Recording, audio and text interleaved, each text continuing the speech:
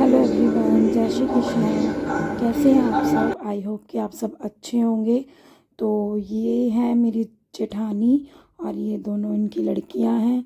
तो कल 15 अगस्त था तो सब ये सब आए हुए थे। मेरे जेठ जी भी आए हुए थे, तो वो अभी थे नहीं। और यहाँ पर हम सब बैठकर एक हॉरर मूवी देख रहे थे सब। तो इसीलिए सब ऐसे बैठे हुए इतने गौर से देख रहे हैं। देखो वो मतलब डरावनी मूवी थी ये काफ़ी। तो सुबह तो मॉर्निंग में हमने सबने मतलब पकोड़े बनाए थे, तो पकोड़े ही खाए थे। तो मेरी जेठानी भी आई थी, तो उन्होंने मेरी हेल्प कर दी थी। तो मतलब हो गया था, सबने पकोड़े खाए थे मॉर्निंग में। और मेरे हस्बैंड और मेरे जो जेठ जी हैं तो वो चले गए थे हनुमान मंदिर कनॉट प्लेस। तो इसलिए वो लोग तो यहाँ थे नहीं। तो इन्होंने फिर बाद में बच्चों ने ये पिज़्ज़ा मंगा लिया था कि भाई अब हम पिज़्ज़ा खाएंगे। वही है ना, छुट्टी है तो बच्चों को होता ही है कि भाई हमें ये खाना है वो खाना है। तो बस सबने मूवी वूवी देखी। फिर ये रसमलाई ले आए थे तो सबने रसमलाई खाई, पिज़्ज़ा खाया, पकोड़े खाए। काफ़ी इन्जॉय किया हमने सबने, काफ़ी मज़ा आया। कि कोई आता है ना घर में तो अच्छा लगता है। और ये फिर इनका मेरे साथ काफ़ी अच्छा है, बॉन्ड बना हुआ है, अच्छे मतलब प्यार है हमें हमारे बीच में। तो ये बस चले गए थे। मेरी जेठानी बोल रही थी आजा अगर तुझे चलना है। तो मेरा भी मन था, बट गाड़ी में जगह नहीं थी तो इस वजह से मैं नहीं गई। फिर हस्बैंड ने भी बोल दिया था गाड़ी में जगह नहीं है तो नहीं जा पाएंगे सब, तो इस वजह से नहीं गए थे। मेरे हस्बैंड ही उनको छोड़ने गए थे, तो इस वजह से मैं नहीं जा पाई थी, मैं गाड़ी में जगह नहीं थी। तो बस वो लोग सब चले गए थे। ये लोग गए थे 7 बजे के करीब शाम को।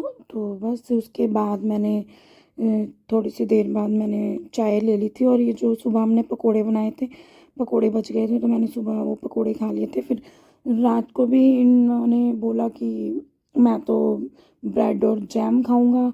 बेटा बोला कि मेरे को पनीर के और आलू के पकोड़े ही बना दो, मेरे को और कुछ नहीं खाना। और मैंने कुछ भी नहीं खाया था, मेरा बिल्कुल भी मन नहीं कर रहा था कुछ भी खाने का। तो मैंने तो कुछ भी नहीं खाया था।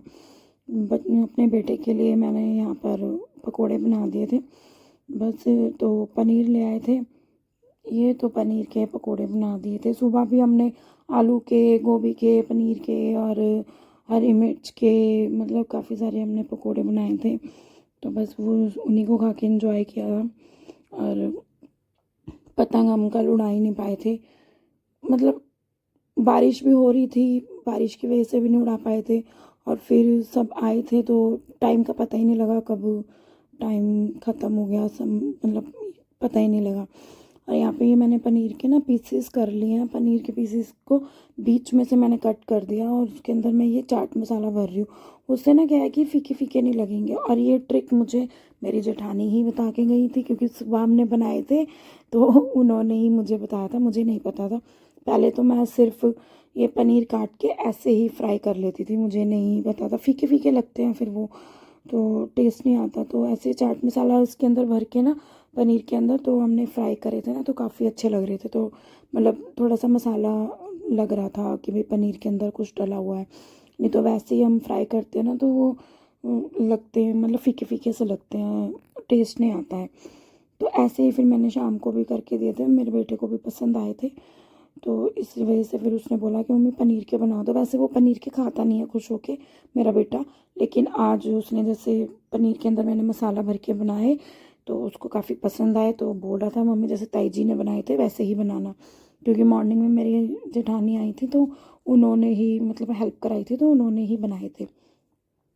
और यहाँ पर मेरा बेटा वो कपड़े पहन नहीं रखे थे उसने, बनियान में था तो उसको लगा कि वीडियो पता नहीं ऑन है या नहीं, उसने देखा नहीं। तो जब मैंने उसको बोला ना कि पीछे से तुझे भी सब देख रहे हैं तो फटाफट से भाग गया। बस उसके लिए मैंने यहाँ पे पकोड़े बना दिए हैं, पनीर के बनाए थे अभी, और आलू के मैंने उसमें डाल दिए फ्राई करने के लिए। और यहाँ पे मैं अपने हस्बैंड के लिए ब्रेड जैम लगा रही हूँ। और ये जैम के हम पाउचेस लेके आए थे, क्योंकि हमारे घर में जैम कोई भी नहीं खाता। मुझे बिल्कुल पसंद नहीं है, मेरे बेटे को भी पसंद नहीं है, खाते ही ये भी नहीं है, मेरे हस्बैंड भी नहीं खाते हैं। कल ही उनको पता नहीं क्यों मन हुआ कि ब्रेड जैम खाना है, मेरे को और कुछ खाने का मन नहीं है। तो फिर इनको मैंने ब्रेड जैम लगा कर दे दिए थे, तो इन्होंने तो ब्रेड जैम खा लिए थे। और मैंने ये आलू फ्राई कर लिए हैं। और जो एक साइड में बाउल में आलू और कटे हुए रखे हैं ना, ये मॉर्निंग में ही बच गए थे हमारे। मतलब मॉर्निंग में इतने सारे पकोड़े हो गए थे ना, तो सबने मतलब दो दो तीन तीन पीस एक एक चीज़ के लिए ना, तो पेट भर गया। और वो ये बस आलू था जो हमारे बच गए थे। अब रात को भी मैंने फ्राई किए वो, उसके बाद भी बच गए। और मेरी किचन देखो कितनी गंदी हो रही है, इतनी गंदी किचन हो गई थी मेरी, क्योंकि मैंने उनके जाने के बाद बर्तन नहीं मांजे थे। मैं बहुत ज़्यादा मतलब मुझे थकान सी हो रही थी, क्योंकि मॉर्निंग में ही उठी हुई थी, तो जब से ही मतलब काम में लगे हुए थे, तो इस वजह से थोड़ी सा थकान सी हो गई थी, तो इस वजह से नहीं करा था। तो फिर मैंने रात को ये पकोड़े वकोड़े बना के दोनों को, मतलब हस्बैंड को और अपने बेटे को खाना वाना खिला के, उसके बाद मैंने किचन साफ़ करी थी। फिर यहाँ पे ये इतने सारे ढेरों बर्तन हो गए थे, काफ़ी ज़्यादा बर्तन हो गए थे। तो फिर रात को, जबकि मैं मॉर्निंग में 2-3 बार बर्तन साफ़ कर चुकी थी, उसके बाद भी देख लो कितने बर्तन हो गए हैं। तो वही है कि ये चीज़ें बनाओ ना, तो फिर बर्तन हो भी जाते हैं। फिर जैसे कोई आ जाता है घर में तो भी बर्तन हो ही जाते हैं। बट अच्छा भी बहुत लगता है कि कोई फेस्टिवल के दिन कोई आता है घर में, मुझे तो बहुत अच्छा लगता है। या तो मुझे ऐसा लगता है या मैं किसी के घर चली जाऊँ या कोई मेरे घर आ जाए। तो फिर हमने उनको रात को फ़ोन कर दिया था एक दिन पहले, तो उन्होंने फिर हाँ कर दी थी कि भाई हम सब आ जाएंगे। बस उनका बेटा नहीं आया था, मेरी जेठानी का। वो पता नहीं वो क्यों नहीं आया, मतलब उसका वो ये ना, बच्चों का कई बार मन नहीं भी होता है, तो वो नहीं आया था बेटा। दोनों बेटियां आई थी। तो बस अब रात को यहाँ पे मैं ये बर्तन साफ़ कर दिया। और ये जो कांच के बर्तन थे वो मैंने लास्ट में साफ़ करे थे, क्योंकि फिर वो है ना कि सारे बर्तनों के साथ रख दो तो वो टूटने का डर रहता है। तो इस वजह से मैंने ये अलग से ही बर्तन साफ़ करे हैं सारे कांच के बर्तन भी काफ़ी सारे हो गए थे। ये कप्स गिलास ही हुए थे बस, ज़्यादा तो खैर।